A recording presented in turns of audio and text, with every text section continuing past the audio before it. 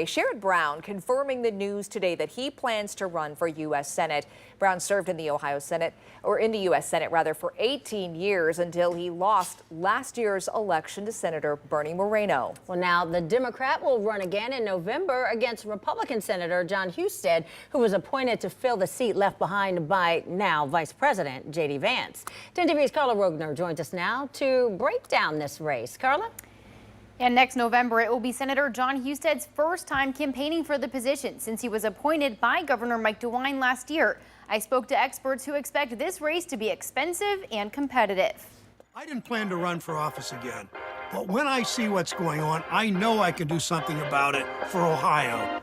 That's why I'm running for Senate. Sherrod Brown says in a video announcement he wants to return to the Senate to combat tariffs and changes to health care access resulting from the big, beautiful bill. And he's going to try to tie all this together in one package, I think. Sort of Republicans and Donald Trump and Husted are sort of all for the elite, and Sherrod Brown is here to fight for regular people. Dr. Mark Caleb Smith, director of the Center for Political Studies at Cedarville University, called the news best case scenario for Democrats. For the Republicans, this is probably the last person they would prefer to run against.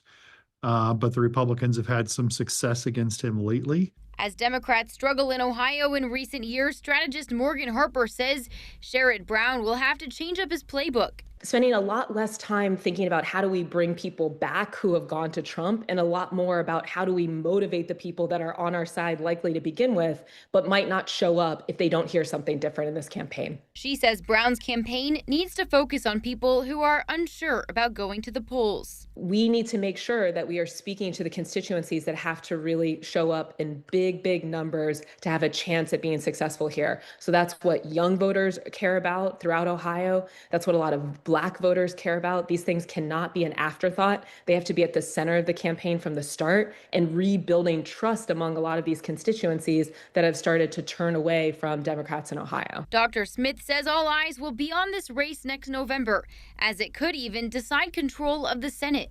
I think if you had to place a wager, you would say a Republican at the statewide level is going to be favored in Ohio, just sort of as our general rule.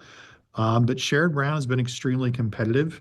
And even in the last election cycle in which he lost, he outperformed other Democrats on the national ballot as well as the statewide ballot. And so I suspect it'll be a good competitive race. And the experts I spoke to pointed out there is a lot of time between now and that special election next November. They tell me that much of this race could be dictated by how the economy is doing a year from now and what's happening internationally. Yolanda?